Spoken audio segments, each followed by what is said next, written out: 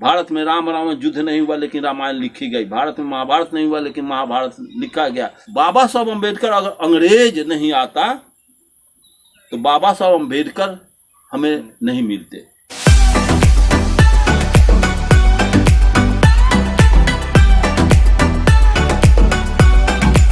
Hello friends, मैं गौतम कुमार आप सबको एक बार फिर से अजय सिंह के ऑफिशियल यूट्यूब चैनल में स्वागत करते हैं। साथियों, आज के इस वीडियो में फिर से माननीय अरुण कुमार गुप्ता जी जुड़े हैं और आज की इस वीडियो में भी बताएंगे।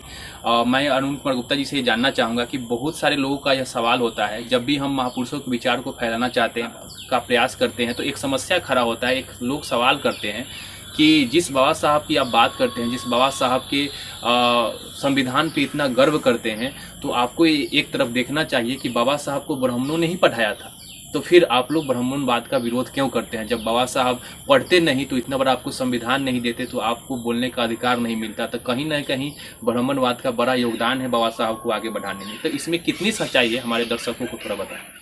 अरे कौन कहता है कि बाबा साहब अम्बेडकर को ब्राह्मणों ने पढ़ाया है? ब्राह्मणी शास्त्रों में ब्राह्मणों ने तो नियम बना दिया कि शूद्रो नारी नाध्यताम, शूद्र को शिक्षा से वंचित कर दो, वेद पढ़ने का अधिकार शूद्रों को नहीं है।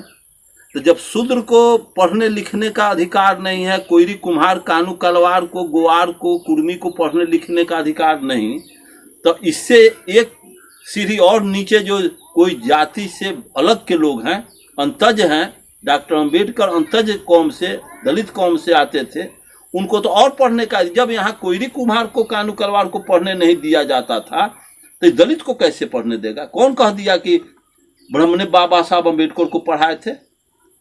ये कपोल कल्पित बात है। इस पर पर्दा डालने के लिए डॉक्टर अम्बेडकर का उठा करके कोई पढ़ ले, रीडर्स ऑफ हिंदू में राम एंड कृष्ण, भारत में राम रावण युद्ध नहीं हुआ लेकिन रामायण लिखी गई, भारत में महाभारत नहीं हुआ लेकिन महाभारत लिखा गया, डॉक्टर अम्बेडकर का लिखा हुआ पुस्तक पढ़ लो। और ये लोग वही बोल रहे हैं, उन्हीं से बोलवाया जा रहा है जो उनके चमचे हैं। दलित पिछड़े में तो पिछलग्गू लोग हैं ना, ये पिछलग्गू लोग, जैसे आज सांसद सब पिछलग्गू बना हुआ, पिछड़े दलित सांसद। बाबा साहब अम्बेडकर अगर अंग्रेज नहीं आता तो बाबा साहब अम्बेडकर हमें नहीं मिलते। अंग्रेज का कृपा हुआ कि आया, अंग्रेज का हुकूमत हुआ इस देश में, और अंग्रेज सत्ता में आया तो वो नियम बनाया कि यहाँ के मूलवासी पिछड़ों को भी पढ़ने लिखने का अधिकार उसने दिया। और पढ़ने लिखने का जब अधिकार, कुर्सी पर बैठने का अधिकार जब उसने दिया, उसी के शासनकाल में उनके पिता बाबा साहब अम्बेडकर के पिता फौज के कोई सूबेदार या फौज के छोटे कर्मचारी बने। तो वो नियम बनाया था अंग्रेज की, जो हमारे राज्य में जो पुलिस या कोई कर्मचारी होगा उसके बच्चों को हम शिक्षा निःशुल्क देंगे, या शिक्षा देने का अधिकार, पढ़ने का अधिकार हम देंगे स्कूल में। उसी क्रम में अंग्रेज का कृपा हुआ कि बाबा साहब अम्बेडकर के एक अवसर मिला, क्योंकि उसके पुलिस में, उस विभाग में बाबा साहब अम्बेडकर के पिता थे।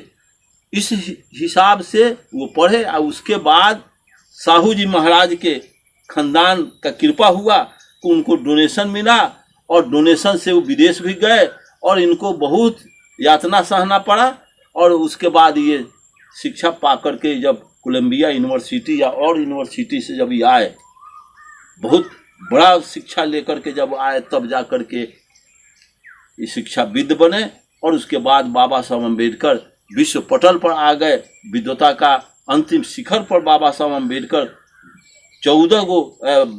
8-9 गो PhD का डिग्री लेकर के जब वो आए हैं, तो ज्ञानी आदमी को कौन तहजीब प्रतिष्ठा नहीं देगा?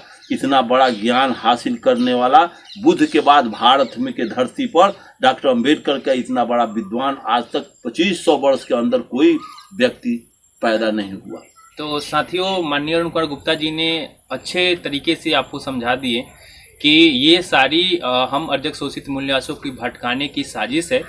कभी संभव नहीं हो सकता है कि हमारे बाबा साहब डॉक्टर भीमराव अम्बेडकर जी को ये विदेशी आर्यों ने पढ़ाया होगा। ये बस हम लोगों को भटकाने का एक गहरी साजिश है। तो वीडियो के माध्यम से आपको इस चीज़ की जानकारी हो गई होगी।